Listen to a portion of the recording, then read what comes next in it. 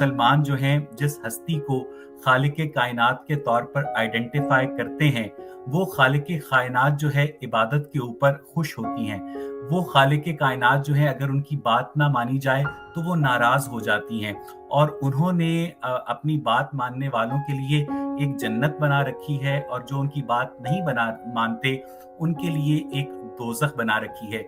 वो जो खालिक कायनात हैं वो बहुत मुतकब्बर भी हैं, और वो देखती रहती हैं, वो सुनती रहती हैं, लेकिन वो बाय डिफ़ॉल्ट सूंघ नहीं सकती हैं। यानी वो बगैर आँखों के वो खालिक कायनात देख सकती हैं, बगैर कानों के साथ वो बगैर कानों के वो सुन सकती हैं, लेकिन वो सूंघ नहीं सकती हैं। इस तरह वो हवासे खमसा की उन तमाम ओवैस शराइत पर इकबाल जिस पूरी तरह नहीं उतरती हैं मुसलमानों के जिनके ऊपर अल्लाह को इंसान समझाते पूरा हैं, उतरते हैं। उनके अवैस अनुसार अशरफ भाई, खुदा बिल्कुल अकेला है, न परिवार, न दोस्त, न बच्चे। वह अपनी बनाई हुई दुनिया में अपने मानने वालों से सिर्फ इबादत चाहता है, और अगर कोई उसकी बात न माने तो वह नाराज हो जाता है। उसकी नजर में जो उसकी बात मानेगा उसके लिए जन्नत है, और जो न माने उसके लिए नर्क, हेल तैयार है। उनके अनुसार अल्लाह देख भी सकता है, सुन भी सकता है, लेकिन सूंघ नहीं सकता। यानी बिना आंख के देख सकता है, बिना कान के सुन सकता है, लेकिन सूंघने की क्षमता नहीं रखता। यानी जो इंसान के पास गुण है वे अल्लाह के पास भी अधूरे रूप में है।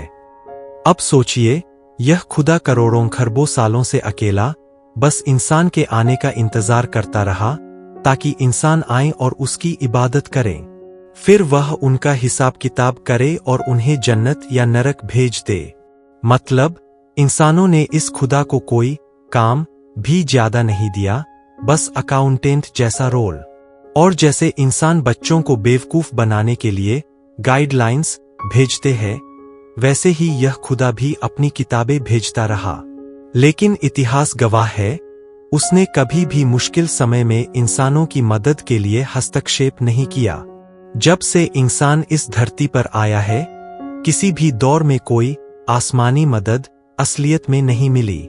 फिर भी सारे धर्म यही बताते हैं कि खुदा की इबादत करनी चाहिए, लेकिन इससे असल में क्या फायदा होता है, इसका स्पष्ट जवाब कोई नहीं देता। और जो फायदे बताए जाते हैं वे इबादत से कभी पूरे नहीं हुए। इंसान की जो भी उपलब्धियां हैं, विज्ञान, तकनीक, चिकित्सा, कला, वह इंसान की अपनी मेहनत, ज्ञान और बुद्धिमत्ता से आईं। लेकिन फिर भी इंसान इनका क्रेडिट खुदा को दे देता है। वे भूल जाते हैं कि उनका अस्तित्व उनके माँ बाप के आनंद का परिणाम है, न कि किसी आसमानी फरमान का। क्या कोई डिजाइनर या शक्ति है? अगर है तो वह कौन है? क्या है? सबसे पहले यह समझना होगा कि यह पूरा ब्रह्मांड केवल यूनिवर्सल लॉज, सार्वभौमिक नियमों से चलता है। इन नियमों को कभी किसी ने बनाया ही नहीं, वे सदा से है और सदा रहेंगे। दुनिया को चलाने वाला कोई ऐसा खुदा नहीं है जिसके पास असीमित शक्तियां हों। सारी गैलेक्सियां, तारे, ग्रह और आकाशगंगाएं सिर्फ यूनिवर्सल लॉज के कारण है, एक सनातन चक्र की तरह। जैसे पानी सूर्य की गर्मी से वाष्पित होकर बादलों में बदलता है, फिर बरसात बनकर धरती पर लौटता है। यह चक्र तब तक चलेगा जब तक धरती और सूर्य है। इसी तरह हमारे सौरमंडल की भी एक आयु है। जब यह पूरी होगी तो यह नष्ट नहीं होगा, बल्कि किसी और रूप में परिवर्तित हो जाएगा। यही बात विज्ञान भी मानता है। मैटर न बनाया जा सकता है, न समाप्त किया जा सकता है, बस बदला जा सकता है। सनातन धर्म के ग्रंथ, वेद, पुराण आदि में यही समझाया गया है। ब्रह्मांड की उत्पत्ति एक निरंतर प्रक्रिया है। ब्रह्मा दिन में सृष्टि रचते हैं और रात में प्रलय होती है। यह दिन रात का चक्र ही ब्रह्मांड का चक्र है, उत्पत्ति और विनाश, फिर पुनः उत्पत्ति। आज के वैज्ञानिक भी इन्हीं सिद्धांतों को नए नाम देकर बताते हैं। असल में आधुनिक विज्ञान की कई खोजें उपनिवेश काल में शुरू हुईं, जब अंग्रेजों ने भारत पर कब्जा कर वेदों और पुराणों का अध्ययन किया। सनातन ग्रंथों में ज्ञान का असीम भंडार है।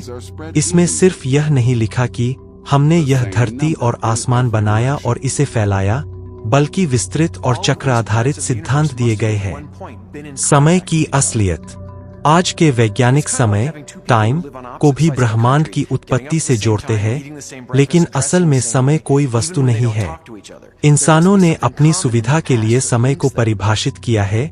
यह सिर्फ घटनाओं का एक माप है, खुद में कोई स्वतंत्र अस्तित्व नहीं।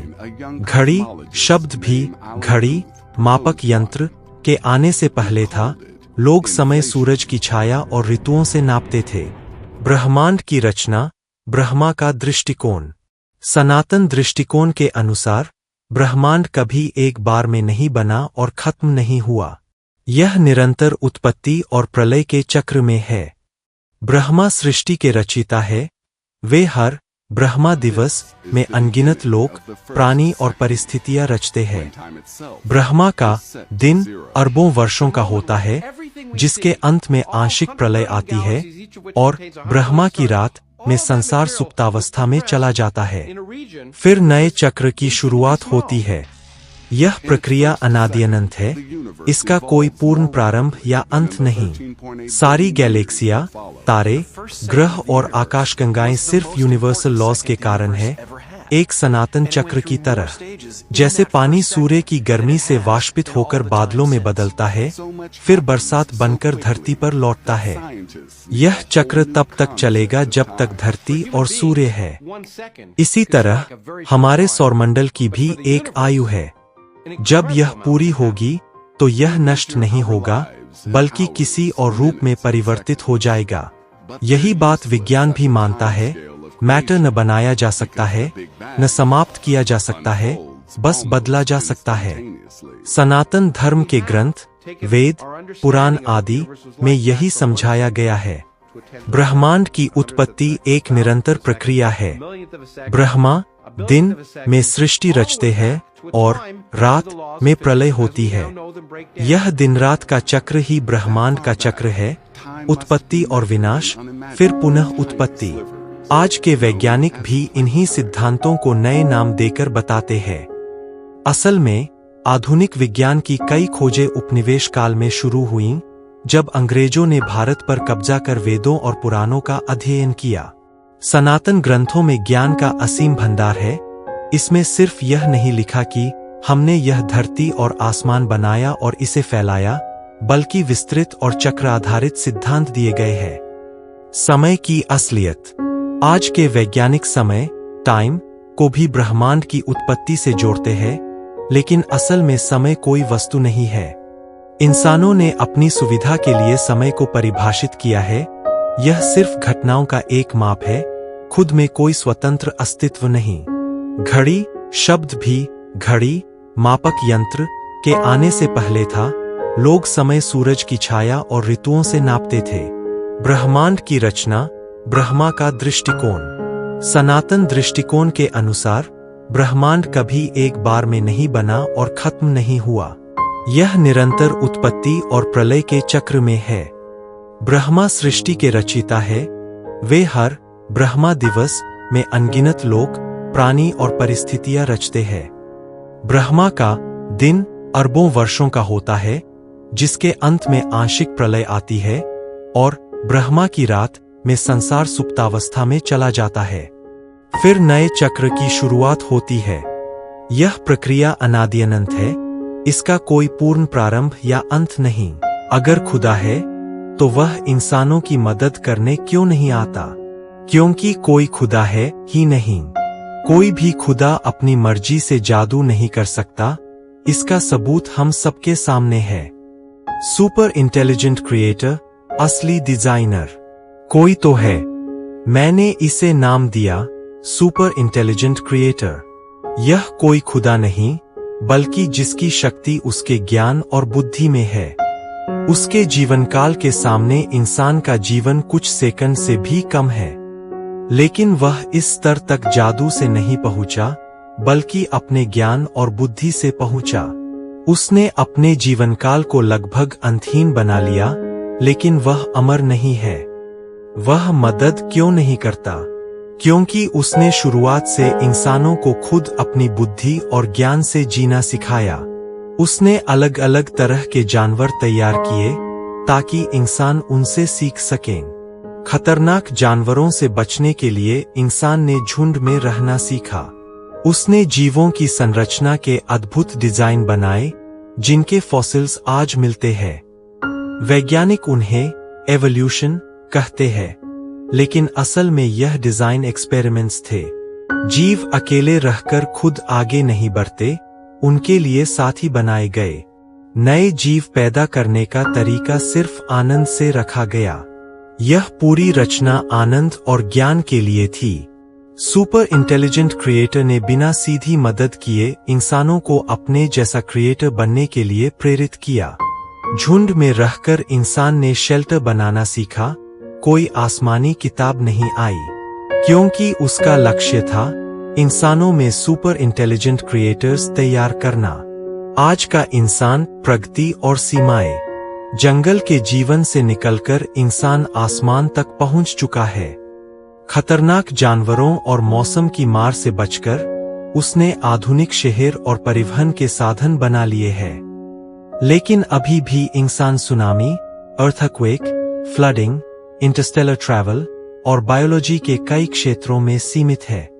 ओरिजिन ऑफ लाइफ के बारे में उसे कुछ पता नहीं। रिलीजन के जाल में फंसा इंसान बायोलॉजिकल फील्ड में भी सीमित प्रगति कर पाया है। हार्ट, किडनी, लिवर, लंग्स और चाइल्ड बर्थ के समय आने वाली समस्याओं का अब तक कोई परफेक्ट सॉल्यूशन नहीं है। आज के मॉडर्न हॉस्पिटल्स होने के बावजूद साइंस इंसानी शरीर के बारे में गहरी समझ नहीं रखती। डार्विन की पुरानी सर्वाइवल थ्योरी पर ही सब चलता है। बीमार इंसानों को साइंस सिर्फ जिंदा रख सकती है, पूरी तरह स्वस्थ नहीं बना सकती। लेकिन इंसान का जन्म आनंद से और आनंद के लिए है, सिर्फ जिंदा रहने के लिए नहीं।